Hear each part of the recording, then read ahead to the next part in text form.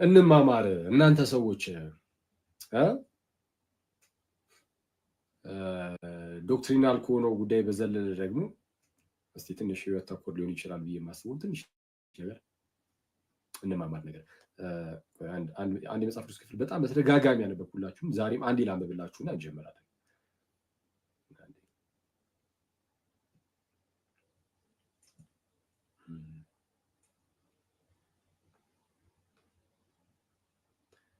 ሐዋርያው ቅዱስ ጴጥሮስ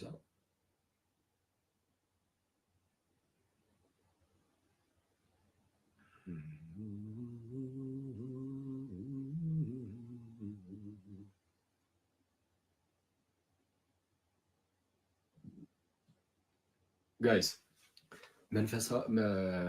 ያው የጌታችን እርገት ላይ ነው ትንሽ ነገር ማወራችሁ፣ ግን የጌታችን እርገት ቀጥታ ከመንፈሳዊ ህይወታችን ጋር ስለሚገናኝ መንፈሳዊ ህይወት ያው እንግዲህ እኔ በጣም በየጊዜው በጣም ልናስበው ይገባል፣ ራሳችን በጣም ልናሳስበው ይገባል። እኔ አንዳንዴ ስሳነፍ ማለት ነው አንዳንዴ ሌላ ሰው ስለ መንፈሳዊ ህይወት ነገር የሆነ ነገር ሲናገር ስሰማ የማውቀው ነገር ቢሆን የማውቀው ነገር እኮ ነው ሊትራሊ የማውቀው ነገር ማለት ነው፣ ግን የማውቀው ቢሆንም ከዛ የሆነ ከአንድ ከሚናገር ሰው ልክ ስሰማ እንዴት እንደሆነ ባላቅም ማለት ነው እንዴት እንደሆነ ባላቅም ምንም እንኳን ከጭንቅላቴ ባይጠፋም ያ የተናገረው ቃል ምናምን ጭንቅላቴ ውስጥ በቃ እንደ ኖርማል ነገር ያለ ቢሆንም እንኳን ሌላ ሰው ሲናገር ስሰማ ግን በዛ ውስጥ ግን አንዳንዴ ይማርበታለሁ ምናምንና ደግሞ መለስ ነገር እንበታለሁ።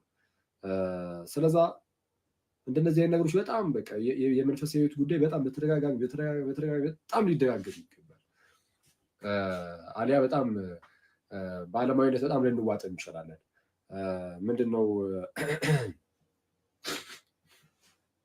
እግዚአብሔር አምላክ ሶስት አካላት እንዳሉት የሚያምን ማለት በስላሴ የሚያምን አዎ ክርስቶስ ኢየሱስ አንድ ጌታ ነው እርሱ አዎ ውህድ ባህሪን ያለው ብሎ የሚያምን በቃ አምስቱ አዕማደ ምስጢራትን ሁሉ የሚቀበል ምናምን ሆነን እሱ ላይ በጣም ጸድ ይሆንና ማለት ነው አስረጅውን አሁንን ግን ህይወታችን ግን የተወሰነ የለም በርሸት እንዳይልብን ከትምህርቱ ጎን ለጎን በጣም ህይወታችን ላይ መሰራት አለበት።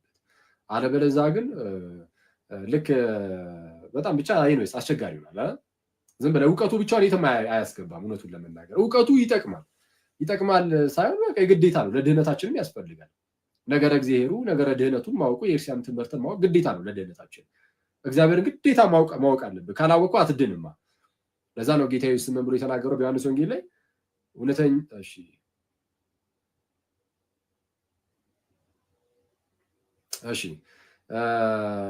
ምን ብሎ ተናገረ ጌታችን ኢየሱስ? እውነተኛ አምላክ ይሁን ካንተም ብቻ የላከውንም ኢየሱስን ያውቁ ዘንድ ይህች የዘላለም ሕይወት ናት። እውነተኛ አምላክ ይሁን ካንተም ብቻ የላከውንም ኢየሱስን ያውቁ ዘንድ ይህች የዘላለም ሕይወት ናት። እግዚአብሔርን ማወቅ ልጁ ኢየሱስን ማወቅ ምናምን ያ በቃ ይሄ የዘላለም ሕይወት ጉዳይ ነው። ግን ማወቅ ራሱ ዲፋይን መደረግ አለበት። በእርግጥ ማወቅ ከሕይወት አይነጠልም በኦርቶዶክስ ክርስቲያን ውስጥ። ግን እኛ ዝም ብለን አንዳንዴ ምንድነው የሆነ ነገር እንሰማለን፣ እንይዛለን፣ እናውቃለን፣ ከዛ ላይ ሕይወቱ የለም እንሰማለን። እንደዛ ደግሞ መሆን ስለሌለበት ያ የምንማረው ትምህርት ወዴት ሊመራን ይገባል? ወደ ንስሐ ሕይወት፣ ወደ ቅዱስ ቁርባን የማይመራን ከሆነ ጋይስ ምንም ሕይወታችን ላይ የሚያመጣው ምንም አይነት ለውጥ አይኖርም። ይህንን ካላደረገ ስለ ስላሴ የሚያውቅ ሟች ነው የምንሆነው። ስለ ስላሴ የሚያውቅ ብቻ ሟች እንሆናለን። ስለ ድህነት ትምህርት የሚያውቅ ግን ሟች፣ ራሱ ግን ያላዳን አይነት ሰው ልንሆን እንችላለን። ስለ ድህነት ምናምን ተንትነን እንደ ቅዱስ ቁርባን እንደ የእውነተኛ ጌታ ስጋና ደም ነው ስለ ድህነት ነው፣ ስጋውን የበላ ደሙን የጠጣ የዘላለም ሕይወት አለው ምናምን ብለን ማለት ነው። የጌታን ስጋና ደም የሚበላ ጌታ በእርሱ ይኖራል እርሱም እኮ በጌታ ይኖራል ብለን እዚህ ጋር ተጨቃጭቀ እኔ አልቆርብም ካልክ በጣም አደገኛ ነው። የምንጨቃጨቀው ብቻ ሳይሆን ስንጨቃጨቅ የሚሰማውም ሰው አሁን ያኔ ምንም ፍሩትፉል ካልሆነ ጭቅጭቅ ብቻ ነው። እሺ ጭቅጭቅ ብለን ነው የምንገልጸው። ፍሩትፉል የማይሆን ከሆነ ፍሬያማ የማይሆን ከሆነ ጭቅጭቅ ብቻ ብለን የምንገልጸው። ሰምተን ይህን ትምህርት እነዚህ ፕሮቴስታንቶች ዝም ብለው ሰዋዊ ትምህርት ይዘው ቅዱስ ቁርባንን ክደው ምናምን ብለህ ማለት ነው። እሺ ቁረባ ስትባል ይሄን ያሉ ይቅርብ ካልክ ማለት ብዙም አትለይም። ከፕሮቴስታንቱ አንለይም። እንደዛ ካደረገ እነሱ አንደኛቸውን ክደውታል፣ ስለዛ ይቀበሉ፣ እኛ እናምናለን፣ ስቲል ግን አንቀበልም። ድህነቱ ደግሞ የሚመጣው እኛ ጋር ማለት ነው ቅዱስ ቁርባኑን በመቀበል ውስጥ ነው። የሳው የጌታ ስጋና ደም ነው ግን ነው አልቀበልም። በጣም በውሃ ጥም በጣም ተቸግረ ማለት ነው። በጣም በውሃ ጥም የተቸገረ ሁለት ሰው ቢኖር በውሃ ጥም የተቸገረ ሁለት ሰው ቢኖርና ፊት ለፊት ላይ ውሃ ቢቀርብለት ለምሳሌ ይሄ ቀረበለት፣ ይሄ ውሃ ቀረበለትና አንዱ ምን አለ? ይሄ ውሃ አይደለም፣ ሲጀመር ይሄ ውሃ አይደለም፣ ሌላ ኬሚካል ነገር ነው አለ። አንዱ ግን በፍጹም ይሄ ውሃ ነው አለ። ውሃ ነው ያለው ትክክል ነው፣ ይሄ ውሃ ነው። እና ተከራከሩ፣ ተጨቃጨቁ፣ ተግባቡም አልተግባቡም። አንዱ ውሃ አይደለም ይላል፣ አንዱ ይሄ እውነተኛ ውሃ ነው አለ። ሁለቱም ይሄ የውሃ ጥማቱ በውስጣቸው አለ። ተከራክረው ከጨረሱ በኋላ ውሃ አይደለም ያለው ሰውዬ በቃ ተወው፣ ያው እንግዲህ ይሄን ውሃ ሊያገኙ አይችልም፣ ገና ከጅምሩ ክዶታል። ውሃ ነው ብሎ የተከራከረውም ሰው በውሃ ጥም ውስጥ እያለ ማለት ነው ጥሙን ለማርካት መቶ ካልጠጣው እንደዛ ስለተከራከረ ብቻ ጥሙ ይረካለታል ነው? አይረካለትም። የውሃ ጥሙ የሚቆርጥለት ከፍቶ ጋይዝ ጎንጨት ሲል ነው አይደል? ነው ለጉሮሯችን ያስፈልገናል። ሰው ምንድነው ይህ ውሃ ነው ማለት ብቻ አይደለም። ወይ ደግሞ ይህንን ውሃ ብጠጣ የስ ጥምን ይቆርጣል ብሎ መከራከር አይደለም። ይህን ውሃ የሚጠጣ ጥምን ይቆርጣል፣ ውሃውን የሚጠጣ ጥምን ይቆርጣል ብለህ ስለተከራከርክ አይደለም። እሺ ጉንጨት አድርገህ አለበለዛ በዛው በጥም ውስጥ እዛው ደርቀት ትቀራለህ ማለት ነው። እና ሰው ሁልጊዜም ቢሆን ክርስትና ወደ ተግባር የሚቀየር ፕራክቲካል የሚሆነው ዝም ብሎ እንደ ፊሎዞፊ የሚወራ አይነት ብቻ አይደለም፣ የሚሰላሰል ብቻ አይነት አይደለም፣ ወደ ህይወት የሚቀየር እሺ፣ ወደ ህይወት የሚቀየር ነው። ስለዛ እግዚአብሔር ቸር ነው ነው እሱ አይደለም ትልቁ ቁም ነገር። አዎ እግዚአብሔር ቸር መሆኑን እናውቃለን፣ እናምናለን አይደለ? እግዚአብሔር ቸር ነው እና የእግዚአብሔርን ቸርነት መናገር በጣም ጥሩ ነው። ግን ምን ይላል መዝሙረኛው ዳዊት? እግዚአብሔር ቸር እንደሆነ ምን አሉ? ቀመሱ። ስለዛ እግዚአብሔር ቸር ነው ቀመስ። ካልቀመስ ነው ግን የእግዚአብሔርን ቸርነት አናገኝም። ዝም ብሎ ቸር ነው ብቻ ሳይሆን ቸርነቱ ደግሞ መቅመስ አለብንና ሁሌም መንፈሳዊ ህይወት ላይ ሁሌም በጣም በተደጋጋሚ ማሳሰብ አለብን፣ አንዳችን ለአንዳችን ማለት ነው። በዙሪያችሁ ያሉ ወንድሞቻችሁ ጋር፣ ጓደኞቻችሁ ጋር፣ እህቶቻችሁ ምናምን እንደዛ እና ይህንን ደግሞ በጣም እንደው ሁሌም እየተደጋገመ እርስ በእርሳችን መተሳሰብ እንዳለብን የሚያሳይ ደግሞ ጥሩ የመጽሐፍ ቅዱስ ክፍል ከዚህ በፊት አብቤላችሁ ነበር። ሁለተኛ ጴጥሮስ መልእክት ምዕራፍ 2 እንዲህ ይላል። እሺ አንዴ ሁለተኛ ጴጥሮስ ምዕራፍ 2 ቁጥር ነው ወይ? ሁለተኛ ጴጥሮስ ምዕራፍ 1 እሺ እንደዚህ ይላል። ከመግቢያው ጀምሮ ባለፈውም አንብቤላችሁ ነበር። የነበራችሁ ሰዎች ካላችሁ አጭራት እሷን ላንብብላችሁና ከዛ በኋላ የተወሰነ ነገር ደግሞ እናወራለን። የኢየሱስ ክርስቶስ ባሪያና ሐዋርያ የሆነ ስምዖን ጴጥሮስ። በጣም የሚገርም እኮ ነው። ጴጥሮስ ራሱን የኢየሱስ ክርስቶስ ባሪያ ብሎ ነው የሚጠራው። በነገራችን ላይ የጌታ ባሪያ ነን አይደል? የእግዚአብሔር ልጅ ነን፣ አተሴም ታይም ባሪያም ጭምር ነው። እሱ መረሳት የለበትም። እርሱም አባታችን ነው፣ በተመሳሳት ደግሞ አምላካችንም ጭምር ነው፣ ገዢያችንም ጭምር ነው። እኛም የምንገዛለት እንደዛ ነው፣ ተገዢም ጭምር ነን ማለት ነው። የኢየሱስ ክርስቶስ ባሪያና ሐዋርያ የሆነ ስምዖን ጴጥሮስ በአምላካችንና በመድኃኒታችን በኢየሱስ ክርስቶስ ጽድቅ ካገኘነው ጋር የተካከለ የክብር እምነትን ላገኙ በማን አለ? በአምላካችንና በመድኃኒታችን በኢየሱስ ክርስቶስ ጽድቅ። እሺ የመለኮቱ ኃይል በገዛ ክብሩና በበጎነቱ የጠራንን በማወቅ ለሕይወትና እግዚአብሔርንም ለመምሰል የሚሆነውን ነገር ሁሉ ስለሰጠን በእግዚአብሔርና በጌታችን በኢየሱስ ክርስቶስ ዕውቀት ጸጋና ሰላም ይብዛላችሁ። እሺ ስለ ክፉ ምኞት በዓለም ካለው ጥፋት አምልጣችሁ ከመለኮት ባህሪ ተካፋዮች በተስፋ ቃል እንድትሆኑ በእነዚያ ክብርና በጎነት የተከበረና እጅግ ታላቅ የሆነ ተስፋን ሰጠን። ስለዚህም ምክንያት ትጋትን ሁሉ እያሳያችሁ በእምነታችሁ በጎነትን ጨምሩ ይላል። ከዚህ ጀምሮ ይላል ቁጥር 5 ማለት ነው። አንዴ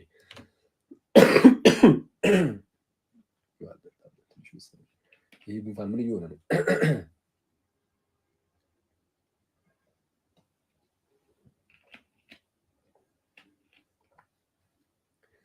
ዋይ ብለድ ሴል ካውንቲ የተወሰነ ቀነስ ይላል መሰለኝና በቀላሉ አይፈታኝ ይመስለኛል። እሺ ኤንዌይስ እንደዚህ ይላል። ስለዚህ ምክንያት አለ። አሁን ትልቅ የሆነ ተስፋ ተሰጥቷቸዋል ምናምን ክርስቲያኑ ወንድም እህቶቼ። ስለዚህ ትጋትን ሁሉ እያሳያችሁ በእምነታችሁ ምን ጨምሩ? በጎነትን።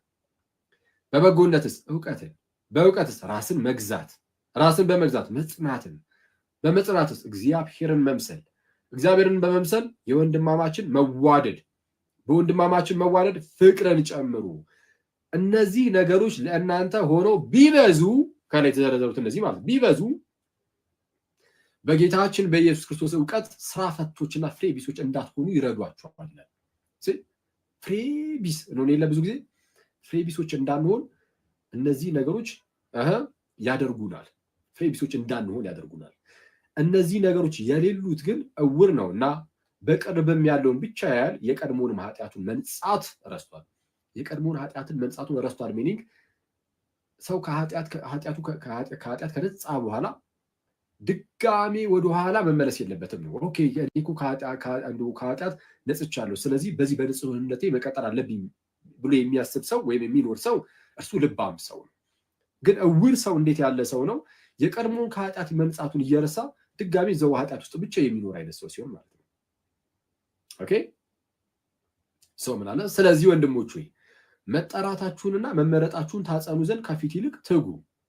ተመርጠናል፣ ተጠርተናል ምናምን አይደል? አዎ ተመርጠናል፣ ተጠርተናል፣ ጉዞ ጀምረናል፣ ትራኩ ውስጥ ነው ያለነው፣ ሩጫ ውስጥ ነው ያለነው። እሺ ሰው ምን አደረገ? ምን አድርጎ አለ? ይህንን መመረጣችሁን ይህንን መጠራታችሁን ግን ታጸኑት ዘንድ ከፊት ይልቅ ትጉ። ትጋት ክርስትና የፈዛዞች እምነት አይደለም ነው እንዴ? አይደለም። ክርስትና የፈዛዞች አይነት እምነት አይደለም። አንድ ጊዜ በክርስቶስ ድኛለሁ ምናምን ብለህ ፈዘ የምትቀመጥበት አይደለም። የተቀበልከው ያ የእግዚአብሔር ጸጋ እንዳትፈዝ የሚያደርግ ነው። ማለት እንዳትፈዝ የሚያደርግ ስለ ከነፃ ፈቃድ ውጭ ሆኖ ረግጦ ጨፍልቆ በቃ እንደዚህ ያደርጋል ማለት በፍጹም እንደዛ አይደለም። ግን ብርታት ይሰጥሃል። ስለዚህ አንተ ራስህ እንድትጓዝ ያደርግሃል፣ እንድትጸና ያደርግሃል፣ ፍሬያማ እንድትሆን ያደርግሃል። ስለዚህ ምን አለ? ወንድሞች ሆይ መጠራታችሁንና መመረጣችሁን ታጸኑ ዘንድ ከፊት ይልቅ ትጉ። እነዚህም ብታደርጉ ከቶ አትሰናከሉምና እንዲሁ ወደ ዘላለሙ ወደ ጌታችንና መድኃኒታችን ወደ ኢየሱስ ክርስቶስ መንግስት መግባት በሙላት ይሰጣችኋልና። እንደዚህ ብታደርጉ መመረጣችሁን መጠራታችሁን ምናምን ብታጸኑ በዚህ ብትቀጥሉ ወደ ዘላለሙ ወደ ጌታችንና መድኃኒታችን ወደ ኢየሱስ ክርስቶስ መንግስት መግባትን በሙላት ይሰጣችኋል። አለዛ ግን በሙላት አታገኙም። ያው አሁን እኮ ኦልሬዲ አግኝተነዋል፣ ግን ፍጻሜን አላገኘም። ያኔ ታጣዋለህ። እንዳናጣው ግዴታ መመረጣችንን ምንድነው መጠራታችንና መመረጣችንን ልናጸና ይገባል። ሰው ምን አለ? አሁን ቁጥር 12 ላይ አሁን ትልቁ ያልኳችሁ ቁጥር 12 ላይ ያለችው ማለት አሁን ማለባት ምን አለ? ስለዚህ እነዚህን ነገሮች ምንም እንኳን ብታውቁ ይላል። አሁን እነዚህ ነገሮች አታውቁም፣ አሁን ያልኳችሁ ነገር ታውቃላችሁ። ጴጥሮስም ያኔ አሁን ይህን ነገር ሲናገር በሰዓቱ የነበሩ ክርስቲያኖች እንደሚያውቁ ያውቃል። ስለዛ ምን አለ መሰላችሁ? ስለዚህ እነዚህን ነገሮች ምንም እንኳን ብታውቁ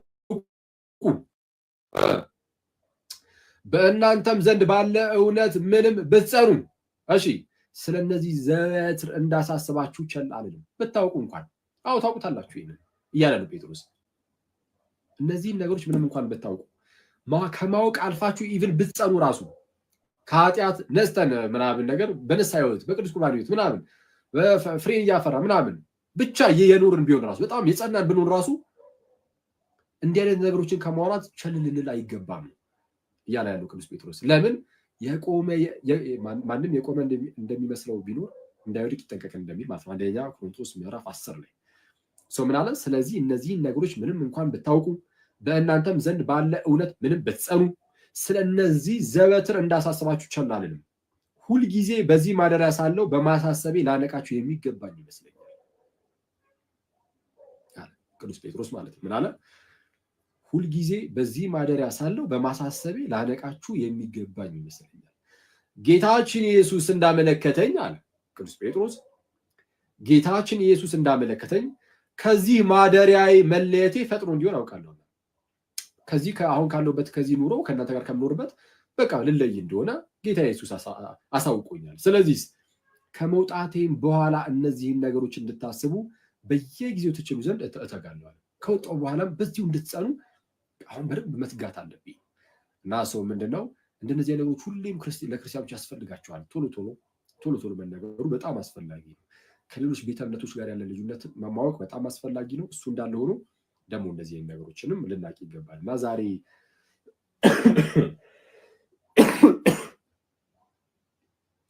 እሺ ዛሬ የጌታችን ኢየሱስን እርገቱን የምናስብበት ቀን ነው። ሰው ጌታ ኢየሱስ አረገ። አሁን ተመልከቱ ጋይስ፣ ጌታ ኢየሱስ አረገና የማረጉ ለእኛ በጣም ትልቅ ቦታ ነው ያለው። ከታላላቅ አበይት ከሚባሉት ቤተክርስቲያናት ውስጥ ከሚከበሩ በዓላት ውስጥ አንዱ ነው የጌታችን ኢየሱስ የሆነ ነገር አድርገን የሆነ ወከባ ኑሮት የማይከበር አይነት በዓል ሲሆን ልብ አንለውም፣ አንሰጠውም። ብዙ ጊዜ እንደዛ ነው አይደል? በጣም የልምድ አይነት ብቻ ስለሆነ እንደዚህ አይነት ነገሮችን በጣም አናስተውላቸውም እንጂ አሁን እርገት በጣም ትልቅ የሆነ በዓል ነው። ከ10 ቀን በኋላ ደግሞ በዓለ ሃምሳ አለ አይደል? በዓለ ፔንቴኮስቴ ወይም በዓለ ጰራቅሊጦስ፣ በዓለ መንፈስ ቅዱስ። አሁን በዓለ መንፈስ ቅዱስ በጣም ትልቅ የሆነ በዓል ነው። የእርሲያን ውስጥ የእርሲያን ልደት እንኳን እየተባለ የሚጠራ ነው። ትልቅ በዓል ነው። ግን እንትን ስለሌለ ይሄ ወከባው ሙሉ ብዙ ያን ያህል ነገር ስለማይታይ ሰው ግን ያን ያህል ላንረዳው እንችላለን። አሁን እሱም በጣም ትልቅ በዓል ነው ከፊታችን ያለው እሱም ማለት ነው። እና ለማንኛውም የጌታችን የኢየሱስ ክርስቶስን እርገት ስናስብ ምንድነው የምናስበው? እዛ ቪዲዮ ላይ እንዳልኳችሁ ጌታ ኢየሱስ እርሱ ሞቶ ሳይቀር ስለ ሁላችን ሞቶ ደግሞ ሞት ሳይዘው ቀርቶ ተነሳ ስለ ሁላችን። በትንሳኤው ትንሳኤያችንን ካረጋገጠ በኋላ ነው እንግዲህ ከሐዋርያቱ ጋር ለ40 ቀን ያህል እየተገናኘ ካወራ በኋላ ካስተማራቸው በኋላ መጽሐፍትን ሲተረጉምላቸው ከነበረ በኋላ በግልጽ እየታያቸው፣ በነገራችን ላይ አሁን የትንሳኤው ጌታ ኢየሱስ ክርስቶስ በግልጽ ሲታይ ነበረ። ኦኬ፣ አንዳንዶች ሲዳስሱ ታይተናል። በማዕድ በተቀመጡበት ሰዓት አብሯቸው መቶ ተቀምጦ ነበረ እና የሆነ ፋንተም ነገር እንዳይመስል እንኳን የሆነ ኢሉዥን እንዳይመስል የሆነ መስሎ የመታየት እንዳይመስል እንኳን እያለ ከነርሱ ጋር በጣም ብዙ ነገሮችን ሲያደርግ ሲመገብ እንኳን አይተናል። የረሃብ ምናምን የለም። አክቹአሊ ሞቶ ከተነሳ በኋላ ግሎሪፋይድ በሆነ ስጋ በከበረ ስጋ ስለሚነሳ ሞተን ከተነሳን በኋላ መራብ፣ መጠማት፣ መድከም እንደዚህ ነገሮች ይያሉ። ግን ጌታ ኢየሱስ ያንን እውነተኛ ስጋን ይዞ መነሳቱን ለማሳየት ሲል ከሐዋርያት ወር እንዲህ ሁሉ ነገር እንኳን ሲያደርግ አይተናል እና በዛው ስጋ ደግሞ ከፍ አለ ጌታችን ኢየሱስ። የኛን ስጋ ይዞ ወደ ላይ ከፍ አለ፣ በአባቱ ቀኝም ተቀመጠ። አሁን ከፍ እያለ ወጣ ሲባል ምን ማለት ነው? ኦኬ፣ አስቀድሞ እዛ አልነበረም ማለት ነው? ነው እንደዛ ማለት አይደለም። ጌታ ኢየሱስ አምላክም ሰውም ነው። አምላክም ሰውም በመሆኑ እንደ አምላክነቱ የሚነገርለት ነገር አለ፣ እንደ ሰውነቱም የሚነገርለት ነገር አለ። እንደ ሰውነቱ ሲነገርለት ነጥለን ሰውነቱን ብቻ እያልን ባይሆንም ግን ለዛ ለአንዱ ጌታ ኢየሱስ የአንዱ ጌታ ከሁለቱም ነውና ከአምላክነትም ከሰውነትም ነውና ከአምላክም ከሰውም ነውና የአንድነቱ ማለት ነው። ያ ጌታችን ኢየሱስ አንድ ነው ስንል ዝም ብለን አምላክ ብቻ የምንል ወይም ሰው ብቻ የምንል አይደለም። ከሁለቱም የሆነ ነው። ከአምላክም ከሰውም የሆነ ስለሆነ አምላክ እንደመሆኑ የሚነገርለት ነገር አለ፣ ሰው እንደመሆኑ የሚነገርለት ነገር አለ እና ሰው እንደመሆኑ የተነገረ ቃል ወይም ደግሞ በስጋ እንደማለት ነው። እሺ፣ በስጋ ከፍ እያለ ወደ ሰማይ አረገ እና ሐዋርያቱ ያዩታል። ሐዋርያት ሥራ ምዕራፍ 1 ላይ ያለ ታሪኩን እያዩት ማርቆስ 16 ላይ አክቹአሊ ከፍ ብሎ እንዳረገ በእግዚአብሔር ቀኝም እንደተቀመጠ ይናገራል። ወንጌልን ሰጥቷቸው ማለት ነው። እና ጌታ ኢየሱስ ከፍ እያለ አረገ። በጣም የሚያስደንቀው ግን በሰዓቱ የተገኙ መላእክት የተናገሩት ነገር ነው። ቆይ ላንብብላችሁ ቃል በቃል ሐዋርያት ሥራ ምዕራፍ 1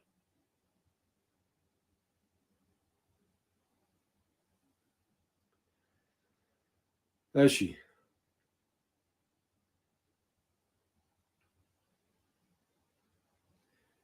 ጌታ ኢየሱስ እንደዚህ ያላቸው ሐዋርያቱን ከቁጥር 6 ጀምሮ ሐዋርያት ሥራ ምዕራፍ 1 ቁጥር 6 እነርሱም በተሰበሰቡ ጊዜ ሐዋርያቱ ጌታ ሆይ በዚህ ወራት ለእስራኤል መንግስትን ትመልሳለህን ብለው ጠይቁት። ጌታ ኢየሱስ ሞቶ ከተነሳ በኋላ ማለት ነው። በዚህ ወራት ለእስራኤል መንግስትን ትመልሳለህን ኦኬ ይጠብቁ አልነበረ ሰው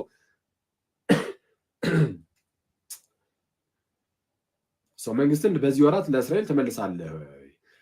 ጌታ ኢየሱስ መለሰና እንዲህ አለ፣ አብ በገዛ ስልጣኑ ያደረገውን ወራትንና ዘመናትን ታውቁ ዘንድ ለእኛ አልተሰጠንም ሳይሆን ለእናንተ አልተሰጣችሁም አለ ጌታ ኢየሱስ። ለምን ይሄን ያልኳችሁ? ለእኛ አላለም ብዬ ተናገርኩት። ለምንድን ነው? ቀደም ሲል በዚህ በማቴዎስ ወንጌል ምዕራፍ 24 ላይ ጌታችን ኢየሱስ ስለዚያች ቀንና ሰዓት ግን ከአብ በቀር ወይም ከአባት በስተቀር የሰማይ መላእክትም ቢሆኑ ወልድም ወይም ልጅም ቢሆን አያውቃትም ብሎ ነበረ። ያችን ቀን ማለት ነው። እና ያችን ቀን ወልድም ቢሆን አያውቃትም ያለው ለምንድን ነው የሚለው በተደጋጋሚ አክቹዋሊ መሰጥቼበታለሁ። የቴሌግራም ቻናሌ ላይ ሂዱና ስሙ ፕሊዝ። በቅርቡ ያስቀመጥኩትም አለ። በፊቱን ሳይሆን ሌላ በቅርቡ ከ2 ወር ምናምን በፊት ያስቀመጥኩት ድምፅ አለ። እሱንም እዩ የሚያስፈልጋችሁ ከሆነ። አስፈላጊ ከሆነ ደግሞ ሌላ ጊዜ ገብተን እዚሁ ላይ እንሄድበታለን። ግን እዚህ ጋር ምናለ ለየት አድርጎ ራሱን ለእናንተ አልተሰጣችሁም አለ። ለእናንተ አልተሰጣችሁም አለና ነገር ግን መንፈስ ቅዱስ በእናንተ ላይ በወረደ ጊዜ ኃይልን ትቀበላላችሁ፣ በኢየሩሳሌምም በይሁዳም ሁሉ በሰማርያም እስከ ምድር ዳርም ድረስ ምስክሮቼ ትሆናላችሁ። ይህንም ከተናገረ በኋላ ከእነርሱ እያዩት ከፍ አለ ጌታ ኢየሱስ። ይህንን በስመ አብ ኧረ በጌታ አስባችሁታል ጋይስ? እስቲ ዝም ብላችሁ እዛ ቦታ ራሳችሁን ለመክተት ሞክሩ። ጌታ ኢየሱስ ሞቶ ከተነሳ በኋላ ደግሞ ሲሆን የሆነ ደስ የሚል ነገር አለው። የሆነ ለየት ያለ ነገር አለው። ከመሞቱ በፊት በምድር ላይ የተመላለሰ ሲያስተምር ነበረ። አሁን ደግሞ ጭራሽ ትንሣኤውን ካሳየ በኋላ ማለት ነው። ሞቶ ተነሳና ከተነሳ በኋላ ደግሞ ምን አላቸው? መንፈስ ቅዱስ በእናንተ ላይ በወረደ ጊዜ ኃይልን ትቀበላላችሁ፣ በኢየሩሳሌምም በይሁዳም ሁሉ በሰማርያም እስከ ምድር ዳርም ድረስ ምስክሮቼ ትሆናላችሁ አላቸውና እያዩት ማለት ነው። ይህንም ከተናገረ በኋላ እነርሱ እያዩት አለ ከፍ ከፍ አለ፣ ደመናም ከዓይናቸው ሰውራ ተቀበለችዋል። እያዩት ጌታ ኢየሱስ ከፍ እያለ ሲሄድ ነበረ። ከፍ ከፍ ማለቱ እኔ ወደ አብ ብሄድ ይሻላችኋል፣ አብ ከእኔ ይበልጣል ምናምን እያለ ሲናገር አልነበር ጌታ ኢየሱስ? ስለዛ ሄዶ በእግዚአብሔር ቀኝ በአባቱ ቀኝ ሲቀመጥ ወደ ቀድሞ ክብሩ ይገባል ማለት ነው። ወደ ቀድሞ ክብሩ ማለት አሁን ልክ ምድር ላይ እንዳለ አናውቀውም ጌታ ኢየሱስን ማለት ነው። ሜኒንግ ክርስቶስን በጥፊ መማታት፣ መሳደብ፣ እርሱ ላይ መጥፋት የሚባል ነገር የለም። አሁን ሲመጣ በዚህ አሁን በተቀመጠበት ክብሩ ስለሚመጣ አሁን ዳግም ሲመጣ ጌታ ኢየሱስ እጁን ለጥፊ የሚያነሳ የሚያስበው የለም። ጌታ ኢየሱስን ለመሳደብ የሚያስበው የለም። አሁን ጌታ ኢየሱስ በአባቱ ክብር በአባቱ ቀኝ ተቀምጦ ጌታ ኢየሱስ አለ እና ከፍ ከፍ አለ። ግን ከፍ ከፍ እያለ ሲሄድ ምንም እንኳን አብ ከኔ ይበልጣል እኔ ወደ አብ ብሄድ ይሻላል ቢልም እንኳን ማለት ነው እና ሐዋርያት ይህንን ቢያውቁትም ግን የሚያስጨንቅ ነገር አለው ብላችሁ አታስቡ። ማለት ጌታ ኢየሱስን የመሰለ ጌታ ጥሏቸው ይሄዳል። አሁን ቢያንስ በአካል እዛ ጋር ልክ በፊት ባለው ደረጃ ላይኖር ይችላል ምናምን የሚለው ሊያስጨንቅ ይችላል። ይሄ ነገር እንዳያስጨንቃቸው ራሱ ጌታ ኢየሱስ ምን አለ? ወላጆች እንደሌላቸው ልጆች እኮ አልተዋችሁም፣ መንፈስ ቅዱስን ደግሞ ልካቸዋለሁ። እንደ ኦርፋን የሆነ ባዷችሁን ጭር አድርጌ የሆነ ድረስ አብሬያችሁኝ ሳጽናናችሁ ኖሬ ምናምን ድንገት ጭር መልባችሁ አይደለም፣ በእናንተ ላይ ደግሞ ቅዱሱን መንፈስ አወርደዋል። በስመ አብ። ስለዛ ወላጆች እንደሌላቸው ልጆች አልተዋችሁም ማለት ጌታ ኢየሱስ። ስለዚህ መንፈስ ቅዱስን በእነርሱ ላይ አወረደ። ስለዛ ምን አለ? መንፈስ ቅዱስ በእናንተ ላይ በወረደ ጊዜ ኃይልን ትቀበላላችሁ፣ በኢየሩሳሌምም በይሁዳም ሁሉ በሰማርያም እስከ ምድር ዳርቻ ድረስ ምስክሮቼ ትሆናላችሁ። የኔ ምስክሮች ጌታ ኢየሱስ እስከ ምድር ዳርቻ ድረስ የሚመሰከርለት ጌታ ነው ኢየሱስ ጋይስ። ኦኬ ኢየሱስ እስከ ምድር ዳርቻ ድረስ የሚመሰከርለት ተስፋችን የሆነ ጌታ ነው እና ይህንም ከተናገረ በኋላ እነርሱ እያዩት ከፍ ከፍ አለ፣ ደመናም ከዓይናቸው ሰውራ ተቀበለችው። እነርሱም እሺ ኦኬ ቆይ አንዴ። እርሱም ሲሄድ አለ ወደ ሰማይ ትኩር ብለው ሲመለከቱ ጌታ ኢየሱስ ሲሄድ ሁሉም ወደ ሰማይ ትኩር ብለው ይመለከታሉና ልክ ወደ ሰማይ ትኩር ብለው ሲመለከቱ ሳሉ እነሆ ነጫጭ ልብስ የለበሱ 2 ሰዎች ባጠገባቸው ቆሙ። ጌታ ኢየሱስ ከፍ እያለ ሲሄድ ትኩር ብለው ያሉ፣ ከዛ በኋላ 2 ነጫጭ ልብስ የለበሱ ሰዎች መተው ቆሙ። ቅዱሳን መላእክት መተው ቆሙ። እንደዚህ ማሏቸው፣ የገሊላ ሰዎች ሆይ ሐዋርያቱ ማለት የገሊላ ሰዎች ሆይ ወደ ሰማይ እየተመለከታችሁ ስለምን ቆማችኋል? ይህ ከእናንተ ወደ ሰማይ የወጣው ኢየሱስ ወደ ሰማይ ሲሄድ እንዳያችሁት እንዲሁ ይመጣል አላቸው። ይሄ በጌታ ስም ይሄ ተስፋችን ካልሆነ ምንም ነገር ተስፋችን ሊሆን አይችልም። የገሊላ ሰዎች ሆይ እኛም በእምነት ከሐዋርያት ጋር የስ አይተናል ብለን መናገር እንኳን እንችላለን። በእውነት ጌታ ኢየሱስ እንዳደረገ የስ እናምናለን እንላለን። ስለዚህ እናንተ የቲክቶክ ሰዎች ሆይ እናንተ የቲክቶክ ሰዎች ሆይ አይዝጋል ነው ግን ምን አሉ? እናንተ የገሊላ ሰዎች ሆይ ወደ ሰማይ እየተመለከታችሁ ስለምን ቆማችኋል? ይህ ከእናንተ ወደ ሰማይ የወጣው ኢየሱስ ወደ ሰማይ ሲሄድ እንዳያችሁት እንዲሁ ይመጣል እኮ አሏቸው። እንዲሁ ይመጣል። ስለዛ ጌታ ኢየሱስ የሷው ወጥቷል፣ ወደ ሰማይ ሄዷል። ወደ ሰማይ መሄዱ ለእኛ ትልቁ በረከት ምንድነው ከተባለ አንደኛ ቅዱሱ መንፈስ በእኛ ላይ ላከው፣ በቤተ ክርስቲያን ላይ ልከዋል። ሲቀጥል ደግሞ ጌታችን ኢየሱስ እንደሄደ ሁሉ ይመጣል። የሚመጣው እሱ አሁን ሄዶ አልነበረ? እሱ የሄደበት ቦታ ሊወስደን ነው። በዮሐንስ ወንጌል ምዕራፍ 10 ላይ ጌታችን ኢየሱስ እንዲህ ብሎ ተናግሮ ነበር። እውነት እውነት እላችኋለሁ፣ እሺ አይደለም፣ ዮሐንስ ወንጌል ምዕራፍ 14 አይደል? 14 ልባችሁ አይታወክ፣ በእግዚአብሔር እመኑ፣ በእኔም ደግሞ እመኑ። በአባቴ ቤት ብዙ መኖሪያ አለ። እንዲህስ ባይሆን ባልኳችሁ ነበር። ስፍራ አዘጋጅላችሁ ዘንድ እሄዳለሁና ሄጄም ስፍራ ባዘጋጅላችሁ እኔ ባለሁበት እናንተም ደግሞ እንድትሆኑ ሁለተኛ እመጣለሁ። በጌታ ስም እኔ በስመ አብ ክርስቶስን ይሄ ነው በቃ የኛ ተስፋ ይሄ ነው ጋይስ። አሁን ይሄ በምድር ላይ ያለው ይሄ የምናያቸው ነገሮች የምር ተስፋ ነው የሚመስሉ የምር አሁን ይሄ ብልጭልጭ ነገር ምናምን ይሄ እንደ ትልቅ ተስፋ ነው የምናየው።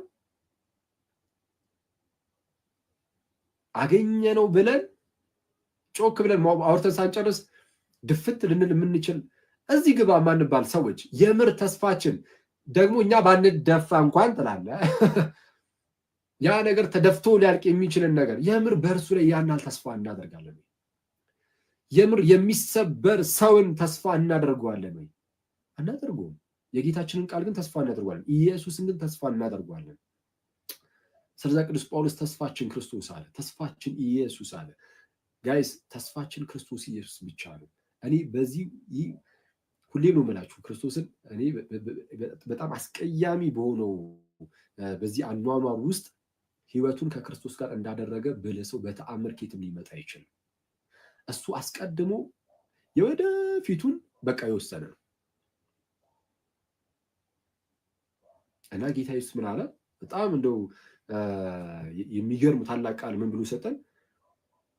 በአባቴ ቤት እኮ ብዙ መኖሪያ አለ አለ። ኦኬ እየቆየው እንት ነው ላግ እያደረገ ነው። አንድ ሰው ላግ እያደረክ ነው ብሎ ቴክስት አደረገልኝ።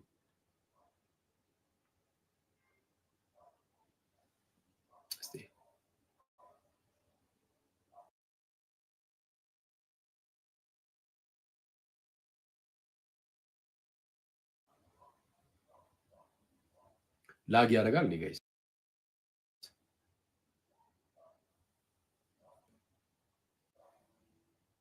አሪፍ ወይስ ከሩቅ ሀገር ነው ቴክስት የተደረገው እና በቃ እዛ እስኪደርስ ይሆናል።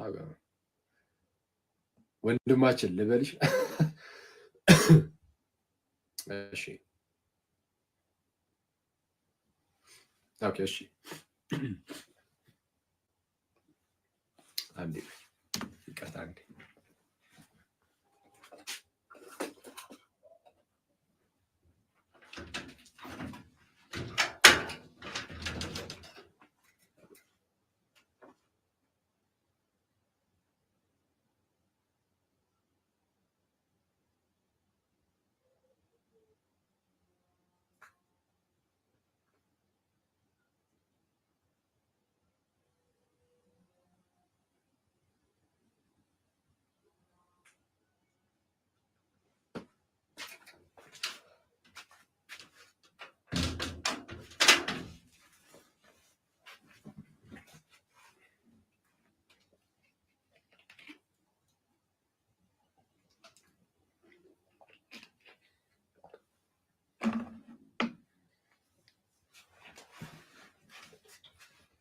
እሺ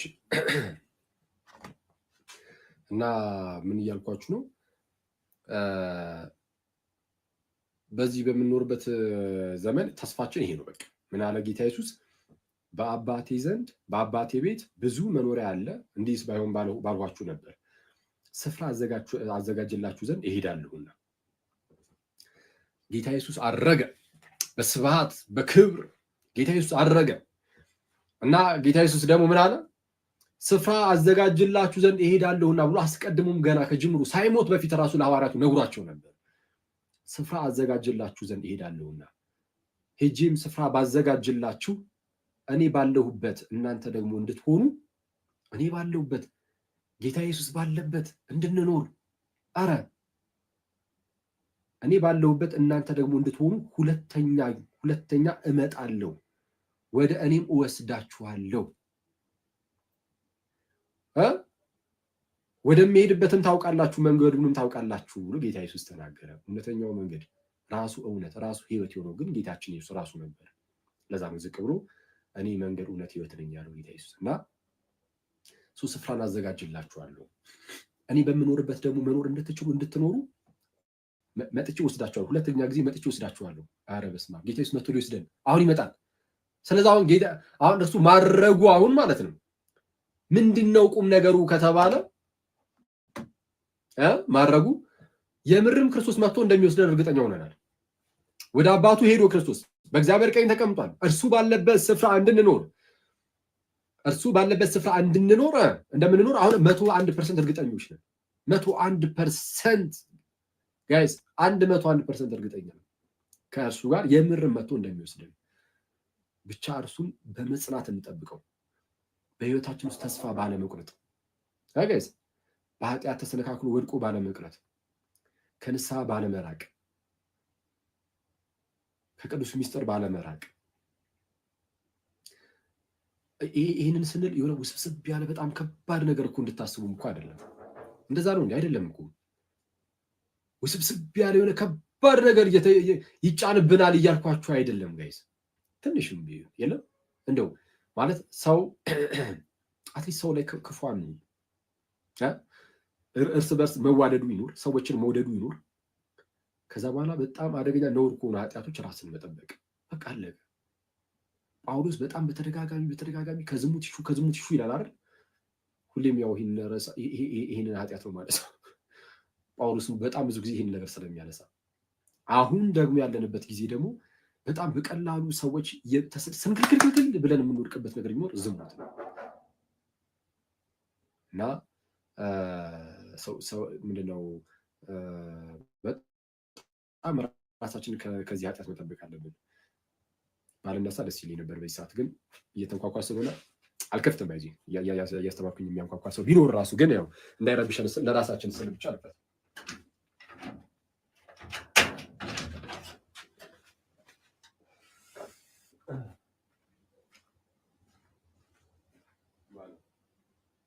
ማነው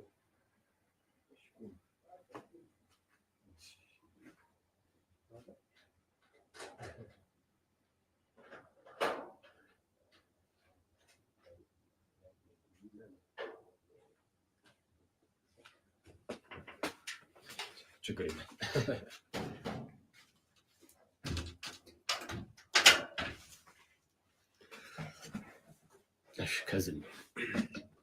እሺ ሰው ምን እያልኳችሁ ነው? ከእንደዚህ አይነት ኃጢአት ራስን መጠበቅ አለ።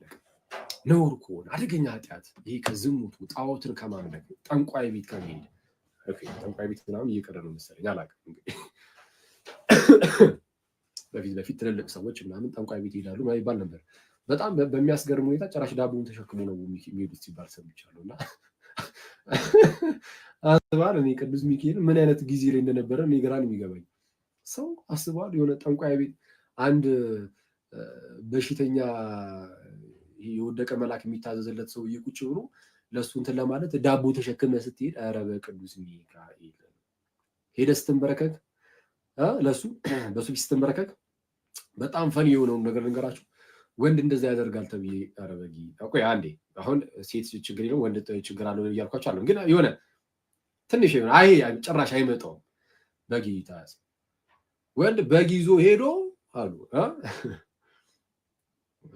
አንዳንድ ቦታ ላይ በጣም አስቸጋሪ ነው። አንዲት እህት አለች ወደ ምስራቁ አካባቢ እና አንድ ሰውዬ እንደዚህ ኤርዌስ የሆነ እንደዚህ በክፉ ስፒሪት እንድትጠቃ ምናምን አድርጉ ጠንቋይ ቤት ሄዱ አይነት ነገር የሚመስል ነገር ያው ይሄ ስለዚህ ታሪክ አውቃለሁ እና በግ ይዞ ሄዶ ሰው ጠንቋይ ቤት ከዛ ኧረ በስመ አብ እኔ ከሃይማኖቱ ወጥቶ እኔ ወንድ ሄዶ ጠንቋይ ቤት ሄዶ ይንበረከካል እንዴ? በጌታ ስም እኔ ሴትም አትንበረከክም አይ ነው ግን ወንድ ሲሆን ደግሞ ጭራሽ ይከፋል። በጣም ሺ ክርስቶስን በጌታ በኢየሱስ እና አሁን እንኳን ያለ አይመስለኝም። ካለም ሰው ከእንደዚህ አይነት ኃጢአት በመጠበቅ ይሄ ጥንቁልና ምንፍቅና በጣም አደገኛ ኃጢአት ጋይስ፣ አደገኛ ኃጢአት አንዱ ምንፍቅና ነው። ከምንፍቅና በመጠበቅ ከክርስቲያን ውጪ ዝም ብሎ እንደው ቤተክርስቲያን የክርስቶስ እርሻው ናት። ልክ ቦይዝ ለሩት እንዳላት ማለት ነው። ከዚህ በፊት እንዳልኳችሁ መጽሐፈ ሩት ላይ ማለት ነው። ሩት ቦይዝን የሚቤዠኝ ብለው አልነበረ እና ቦይዝ ሩትን ምን አላት? ከዚህ እርሻ ብቻ ቃርሚ፣ ከሌላ እርሻ እንዳትቃርሚ አላት። አሁን ቦይዛችን ኢየሱስ ነው የተቤዠን። ሩት የኛ ምሳሌ ናት እና ቦይዛችን ኢየሱስ እኛን ምድር የሚለን ከኔ እርሻ ወይም ከቤተ ክርስቲያን የእርሻ ናት የክርስቶስ እርሻው፣ ከዚህ እርሻ ብቻ ቃርሙ፣ ከሌላ አትቃርሙ ነው የሚለን። ስለዚህ ይሄ ሊብራል የሆነ ክርስቲያን መሆን የለብንም። በፍጹም ሊብራል መሆን የለብንም። ብርግ ብለን ተነስተን በስመ ክርስትና ካለው ሁሉ ጋር እየሄዱ ህብረት ማድረግ አይቻልም። እሺ በጣም መረጋጋት አለብን። ቀስ በቀስ ይሄ ነገር በስመ ክርስትና ዝም ብለን ህብረት እናደርግ ተብሎ ሲጀመር ቀስ በቀስ ደግሞ ወዴት ይሄዳል? በጣም አሁን ኤቲዝም በጣም ቢበዛ ማለት ነው። አሁን ኤቲስቶች በጣም ቢበዙ፣ ሃይማኖት ምንድነው ፈጣሪ የለም የሚሉ ሰዎች በጣም ቢበዙ፣ ቀስ በቀስ ያው ሙስሊሞች ለምሳሌ ሙስሊም ወንድሞቻችን ፈጣሪ አለ ብሎ ያምናሉ አይደል? አንድ አምላክ አለ ብሎ ያምናሉ። ያው ፖለቲስትም አይደሉም። አንድ አምላክ አለ ብሎ ስለሚያምኑ ከነርሱ ጋር ሆነን ደግሞ ከነሱ ጋር ህብረት መጀመሩ አይቀርም ማለት ነው። ልክ እንደዛ ማለት ነው። ኢየሱስን ሙሉ በሙሉ የካዱ ናቸው አይደል ሙስሊሞች። እግዚአብሔርን ሙሉ በሙሉ እግዚአብሔርን የካዱ ፈጣሪም እንግዲህ እኛ አምላካችን ብለን የምንለውን ማለት ነው ሙሉ በሙሉ ክደውታል። ኮምፕሊትሊ ስላሴን ክደዋል፣ ኢየሱስን ክደዋል፣ የድህነትን ነገር ክደዋል፣ ቤተክርስቲያንን ክደዋል። ምን ያልካዱት ነገር አለ? ሁሉን ነገር ክደው ጨርሰዋል። ግን ቀስ በቀስ ግን አሁን ከነሱ ጋር ህብረት የሚባል ነገር እንደመምጣት አሁን ሊብራል መሆን የለብንም። ሁሌም እኔ በጣም ኮንዘርቫቲቭ አሁን ራሴን ያስተዋልኩት ማለት ነው። እዚህ አንዳንዴ በዚህ በቲክቶኩ በምኑም ብቻ በሚዲያው ምናምን ስንማማር ምናምን ነገር አይ አክሊል እንደው በቃ ነገሮችን ያቀላል ምናምን ይባላል እና አንዳንዴ ምንድን ነው እንደዛ ነው ወይስ ምንድን ነው ያለው? ግን መለስ ብዬ ሳይ የክርስትናዊ ነገር ከሆነ በተአምር አላቀለውም እና በጣም ኮንዘርቫቲቭ አይነት ሰው ነኝ። በጣም ኮንዘርቫቲቭ ማለት ነው የሆነ በጣም የሆነ የለም አጥባቂ የሚባል አይነት ሰው ነኝ ሳይው ራሴ እና ወደዋለሁ። እኔ ሁላችንም ኮንዘርቫቲቭ ክርስቲያኖች እንድንሆን እኔ ዝም ብዬ ሳስበው እንደዛ ብንሆን በጣም መልካም ነው እና ራስን በጣም ከምንፍቅና መጠበቅ እንዳልኳችሁ እሱ ራሱ ኃጢአት ስለሆነ ይሄ ከኃጢአቱ እኔ ሁሌ በቃ ትልቁ ነገር ለእናንተ የሚከብደው ለእኛ ሊከብድ የሚችለው ይሄ የዝሙት ኃጢአት ስለሆነ በቃ እሱ ላይ ፎከስ አድርጉ በጌታ። እኔ የሚማረውም ሰው የሚያስተምረውም ሰው አገልጋዩም ተገልጋዩም ትላለ ሁሌም ራሱን ከነዚህ ነገር መጠበቅ አለበት አይደለ? በጣም በኖህ ሰዓት ኖህ መርከቡን ሲያዘጋጅ ማለት ነው። ኖህ መርከቡን አዘጋጀና እና ሲያዘጋጅ ታሮስ ማለት የሚል ያስቀምጣሉ። በጣም ትልቅ የሆነ መርከብ ስለሆነ የተዘጋጀው ብቻውን ላይሆን ይችላል፣ ግን ቢያንስ ከፍሎ ግን አሰርቶ ሊሆን ይችላል። ይከፍላቸዋል። የሆኑ ሰራተኞች አብረው ያግዙታል ምናምን ነገር የለም በሚሰራበት ሰዓት አብሮ ከስር የሚሉ ማለት ነው። እና የሚያግዙ ሊኖሩ ይችላሉ። ግን እነዛ ሰዎች መርከብ ውስጥ ገብተው ነበር? አልገቡም። በቃ ገንዘባቸውን አገኙ። መርከቡ በሚሰራበት ሰዓት ተከፈላቸው። ግን ወደ መርከቡ ግን ሊገቡ አልቻሉም። መርከቡ ተዘጋ። ወደ መርከቡ ባለመግባታቸው ምክንያት የጥፋቷ በመጣ ሰዓት እነሱንም ያጠፋቸው። ስለዛ ወደ መርከቡ ውስጥ የተለያዩ ነፍሳት እንዲገቡ እነ ኖህ ራሳቸው ምናምን ብቻ እንዲገቡ ኮንትሪቢዩት አድርገዋል። ያው በመስራት ማለት ነው። መርከቡን በመስራት ያገኙት ግን ጊዜያዊ የሆነች ሳንቲም ነው። ከዛ በኋላ ግን ወደዛች መርከብ ግን ሊገቡ አልቻሉም። ስለዛ ጠፉ እና እንዲሉና ታሮስ ማለት ምን ይላሉ? ስለ አገልጋዮችም ስለ ትልልቅ አገልጋዮችም ጭምር ነው። እሺ አሁን እኛ አገልጋይ ማንባልም እኛ አገልጋይ አይደለም። ዝም ብለን እዚሁ ሚዲያ ላይ ተዋወቅንና እንዳጋጣሚ ዝም ብለን እናወራ ምናምን ብለን የተሰባሰብን ሰዎች ነን እና እኛ አገልጋይ አይደለንም። ግን ከተባለም ማለት ነው ከተባለም እንዲህ ልታስቡ ትችላላችሁ። ግን እኔ ሌሎችም ጳጳሳትም ሊሆኑ ይችላሉ፣ ትልልቅ መምህራንም ሊሆኑ ይችላሉ። የትኛውም ሰው የትኛውም አገልጋይ ሰዎችን ወደ ክርስቶስ ለማቅረብ ሞክሮ ተመስገን ነው ባይዚ። አሁን በዚህ ጊዜ ሰዎችን ወደ ክርስቶስ የሚያቀርብ አገልጋይ እየጠፋ ነው። በጣም ነው ማዘን ይሄን ስናገር። ግን አብዛኛው በቃ ምንም ግድ የማይሰጠው ለነፍሳት ምናምን ዝም ብሎ በሌላ ነገር ብቻ ውስብስብ ብሎ የተቀመጠ ነው። አብዛኛው ሰው እንደዛ ነው ባይዚ። እና እኔ በጣም ከሚያናድደኝ ሰው ምን አይነት ሰው እንደሚያናድደኝ ታውቃላችሁ ጋይስ?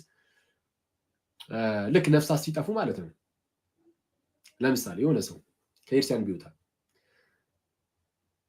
ቢወጣና ቢጠፋ እንዴ ታዲያ ምን የሚቀጣበት ራሱ ምን የሚሞተው ያገኛታል አገር ምን አገባኝ ብሎ ዝም የሚል ሰው በእግዚአብሔር ስም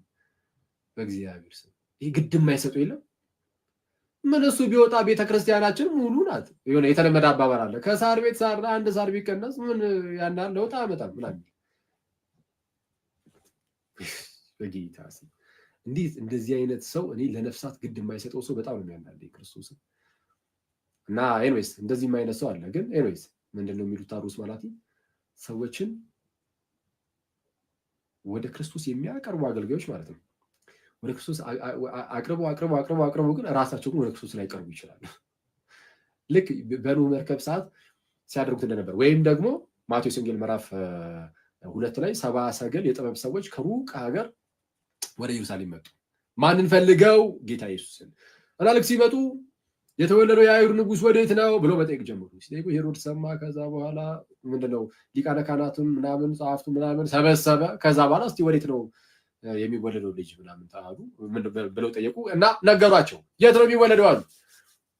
በቃ በሚክያስ ላይ የተነገሩን አነሱና በቤተልሔም አሉ፣ ጠቆሙ።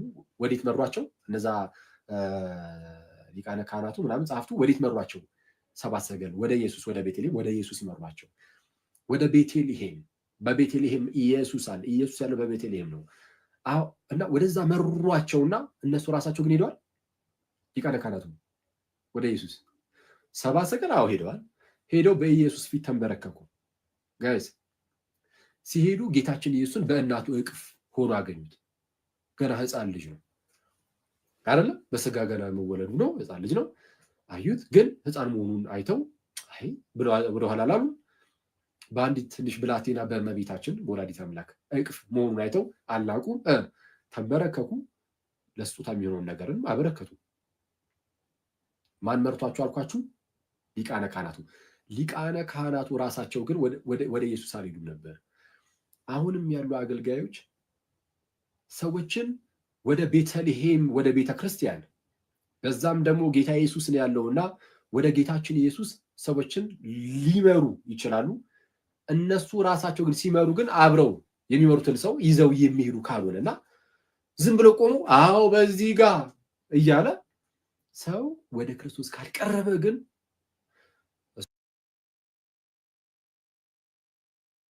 ክርስቶስን እሱ አያገኘውም ማለት ነው። ስለዚህ የትኛውም ሰው አገልጋዩም ተገልጋዩም ሁሉም ሰው ህይወቱ ላይ በጣም ነው መሰራት ያለበት። ህይወት በጣም አስፈላጊ ነው፣ ቀላል ነገር አይደለም። አንዴ ቻርጅ ልሰካ ጋይስ። መቼ ራሱ እንደምንሞት አናውቅም ማለት አይደል? መቼ እንኳን እንደምንሞት ስለማናውቅ እኔ ጊዜ አንስጠው። ንስሐ መግባት፣ ከቅዱስ ቁርባን መካፈል ሁላችንም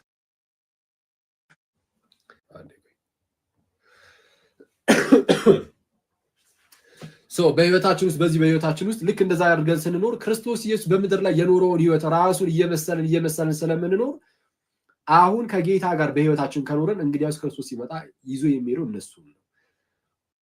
አሁን በህይወት እያለን ከክርስቶስ ጋር ከኖርን ክርስቶስ ሲመጣ ከኔ ጋር መኖርን መርጣችኋልና እንግዲያውስ ኑ ከኔ ጋር ኑሩ። በመከራዬ መስላችሁኛል፣ አሁን ደግሞ በክብሬ ምሰሉኝ ብሎ ይዞ ይሄዳል። ለዛ ነው ጌታ ኢየሱስ ምን ያለው? መስቀሉን ተሸክሞ የማይከተለኝ ቢኖር እርሱ ለእኔ ሊሆን አይገባውም አለ ጌታ ኢየሱስ። መስቀሉን ተሸክሞ አለ። መስቀሉን የትኛውም ሰው የእናንተ መስቀላችሁን ለምሳሌ ነው ማለት ነው። መከራ በህይወታችሁ ውስጥ ያለ የሆነ መከራ ምናምን ይመጣል አይደለ? የአንዳንዱ መከራ ይለያያል፣ ተመሳሳይ ላይሆን ይችላል መከራዎቻችን እና እሱን ይዞ ግን ክርስቶስን የሚከተል ጌታችን ኢየሱስ ስለ ሁላችን መከራን ተቀብሏልና እኛም ደግሞ መከራን ብንቀበል ከእርሱ ጋር ደግሞ እንከብር ዘንድ አለን። ጌታ ኢየሱስ ከመክበሩ በፊት ወይም ደግሞ በአብ ዘንድ በአብ ቀኝ ከመቀመጡ በፊት ስለ ሁላችን በዚህ በምድር ላይ ሳለ መከራን ተቀብሎ አልፏል። ስለዛ መንገዱን ጠርጎታል ለኛ። እኛም ደግሞ በመከራ ውስጥ ልናልፍ እንችላለን። በመከራው ከመሰልነው በክብሩ ደግሞ እንመስላለን። አለቀ። ለዛ ነው ቅዱስ ጳውሎስ ምን ያለው? በብዙ መከራ ወደ እግዚአብሔር መንግስት እንገባ ዘንድ ያስፈልገናል የሚለው። በምን አይነት ሁኔታ? ፏ ብልጭ ጽድት ብለህ ምንም ጭንቀት ሳይመጣብህ ይነሴስ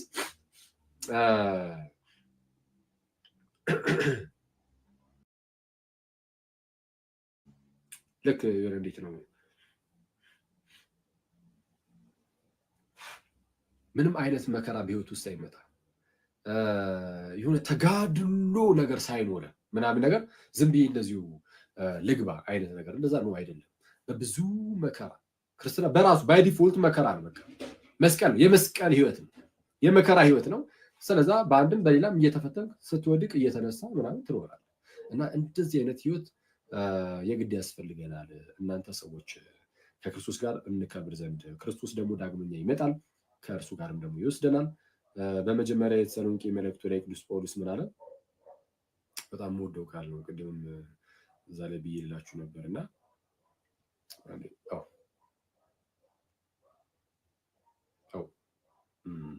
እሺ እንዲህ ይላል። ነገር ግን ወንድሞች ሆይ ከቁጥር 13 ጀምሮ አንደኛ ተሰሎንቄ ምዕራፍ 4 ቁጥር 13 ነገር ግን ወንድሞች ሆይ ተስፋ እንደሌላቸው እንደ ሌሎቹ ደግሞ እንዳታዝኑ። በቃ ተስፋ ነው ጠቅላላ። በቃ የክርስቶስ ዳግም መምጣቱ አሁን ሲመጣ ሊወስደን ስለሆነ ያ ለኛ ትልቁ ተስፋችን ነው። ስለዚህ ምን ይላል ጳውሎስ አሁንም? ነገር ግን ወንድሞች ሆይ ተስፋ እንደሌላቸው እንደ ሌሎች ደግሞ እንዳታዝኑ፣ አንቀላፍተው ስላሉት ታውቁ ዘንድ እንወዳለን። አንቀላፍተው ስላሉት ያንቀላፉና ዘመዶች ቤተሰቦች ላይ ይኖሯቸዋል አይደል? ስለ እነርሱም ታውቁ ዘንድ እንወዳለን እያለ ነው ጳውሎስ። ምን አለ? ኢየሱስ እንደሞተና እንደተነሳ ካመንን፣ ኢየሱስ እንደሞተ እና እንደተነሳ ካመንን፣ እሺ እንዲሁም በኢየሱስ ያንቀላፉትን እግዚአብሔር ከእርሱ ጋር ያመጣቸዋልና። ስለዚህ ሞቶ የሚቀር ዘመን የለም፣ ይነሳሉ። በጌታ ቃል የምንላችሁ ይህ ነውና እኛ ሕያዋን ሆነን ጌታ እስኪመጣ ድረስ የምንቀር ያንቀላፉትን አንቀድምም። ሕያዋን ሆነን እንኳን የምንቀር ብንኖር ጌታ ኢየሱስ ሲመጣ ማለት ነው። እና የሞቱ ሰዎች ቢኖሩ እኛ ቀድመናቸው እንደዛ የሚባል ነገር የለም። አንቀድማቸውም፣ እኩል ነው ሁሉ። ጌታ ራሱ በትእዛዝ በመላእክትም አለቃ ድምፅ በእግዚአብሔር መለከት ከሰማይ ይወርዳልና፣ ጌታ ከሰማይ ይወርዳል። በክርስቶስም የሞቱ አስቀድመው ይነሳሉ። ከዚህም በኋላ እኛ ሕያዋን ሆነን የምንቀረው ጌታን ተነስተው ማለት ነው ሕያዋን ሆኖ ከሚቀሩት ጋር በአንድነት ሕያዋን ሆኖ የሚቀሩትም የሞትን የትንሣኤ አይነት ቅጽበታዊ ለውጥ ያው ስጋቸው ላይ ይመጣል። ይሄ የሚሞተው የተዋረደው ስጋችን መክበር ስላለበት ማለት ነው። ስለዚህ ምን አለ? ከዚያ በኋላ እኛ ሕያዋን ሆነን የምንቀረው ጌታን በአየር ለመቀበል ከእነርሱ ጋር በደመና እንጠቃለን ይላል። ጌታ ኢየሱስ ከሰማይ ይመጣል፣ ይወርዳል። አሁን ዳግም ሲመጣ ማለት ነው። እርሱን ለመቀበል ደግሞ እንጠቃለን አለ ማለት የጴንጤዎቹ እንጠቃለን የሆነ መከራ መጥቶብን ያ መከራ እንዳይደርስብን ይዞን ይሄዳል እንደሚሉት አይደለም። እንደዛ የሚል እዚህ ጥቅስ ላይ እስካሁን አልሰማችሁ። ጌታ ኢየሱስ ይመጣል፣ በቃ የመጨረሻ ጊዜ ማለት ነው የሚመጣው። ያለ ሲመጣ እሱን ለመቀበል ነው የሚለው። ለመቀበል ልክ አንድ ንጉስ ከሆነ ሀገር ሲመጣ እሱን ለመቀበል ወደ ቴራቹ ወደ ኤርፖርት አይደለ? በኤርፖርት በኩል ስለሚመጣ ጌታ ኢየሱስ ደግሞ ከላይ ወደ ታች ስለሚመጣ እንደሱ አይነት ንጉሳዊ አመጣጥ ስለሚመጣ እሱን ለመቀበል ከፍ እንላለን፣ እንነጠቃለን አለ ጳውሎስ። ከዛ እንዲህ ይላል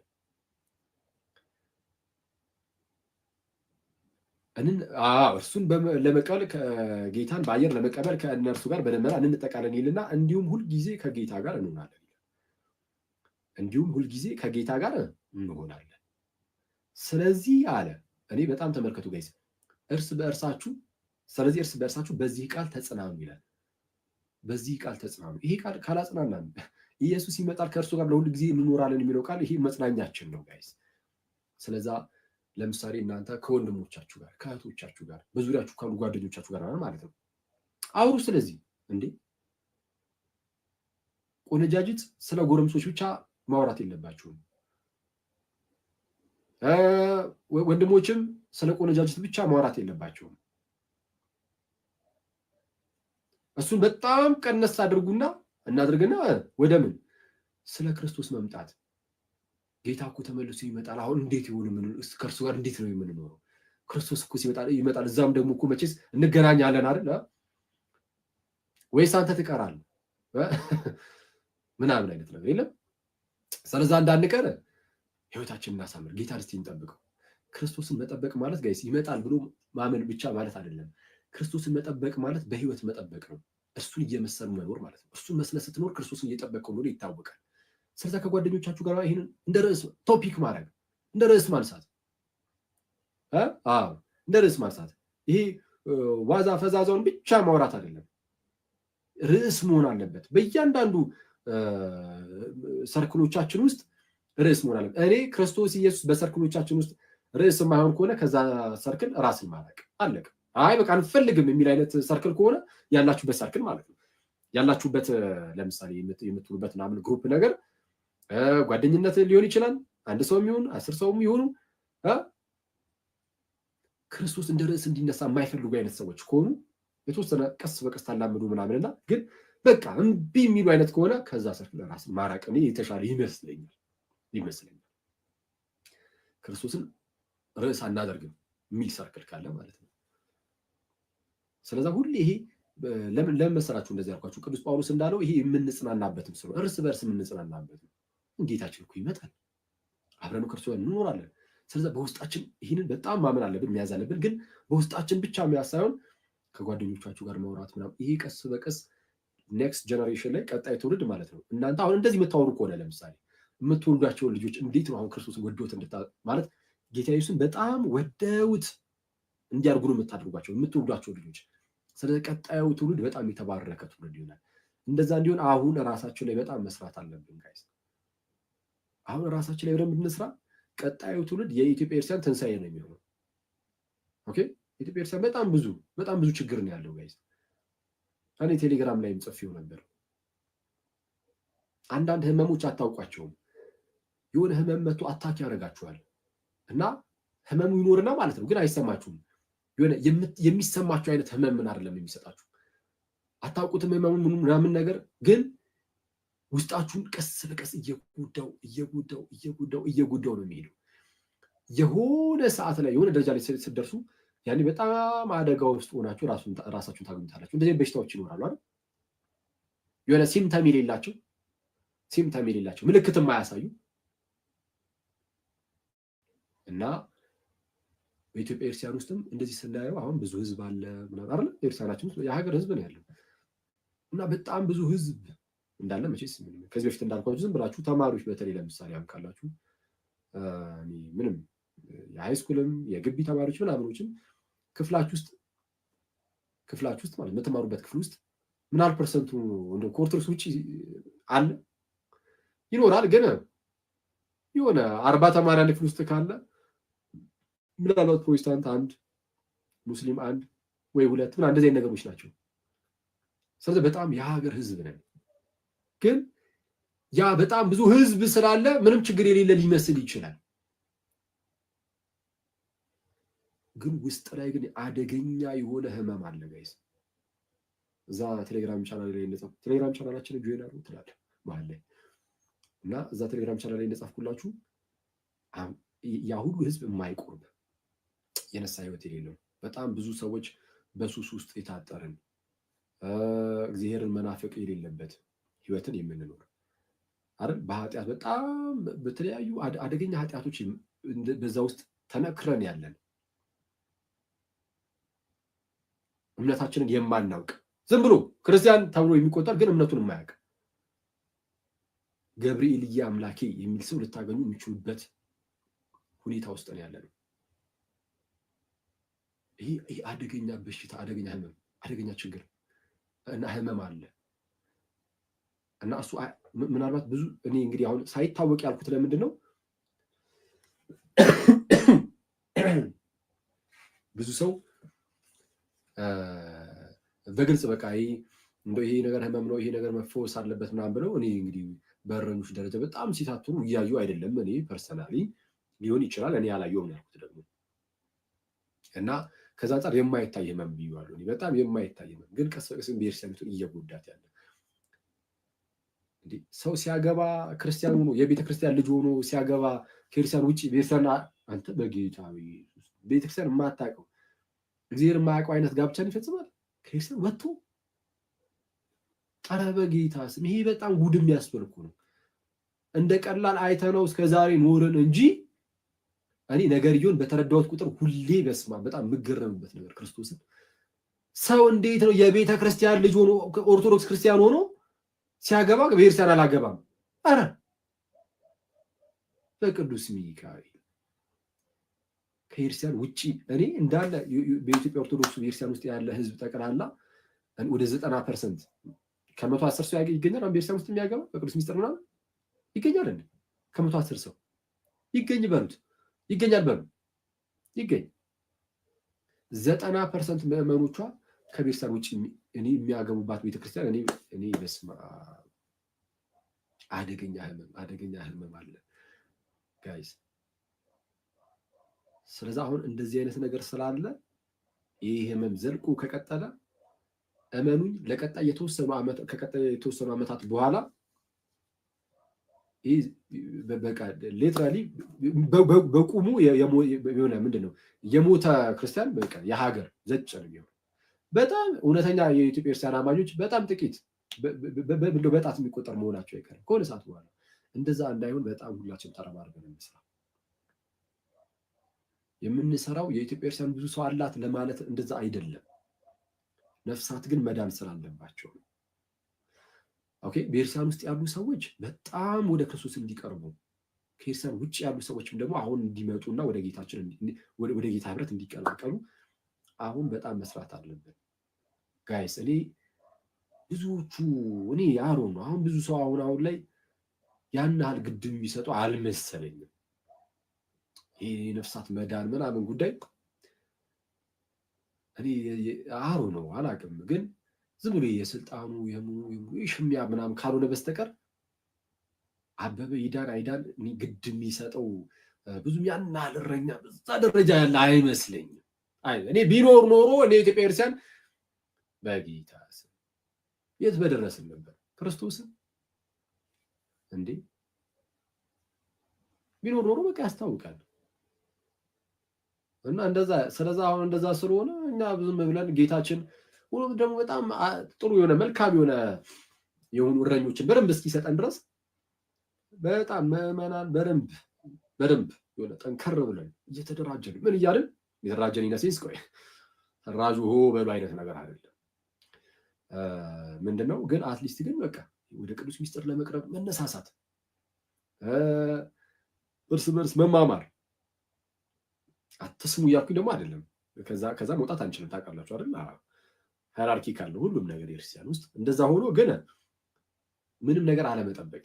በቃ ሰው የራሱን ኃላፊነት መወጣት አኪል የራሱን ኃላፊነት ይወጣል።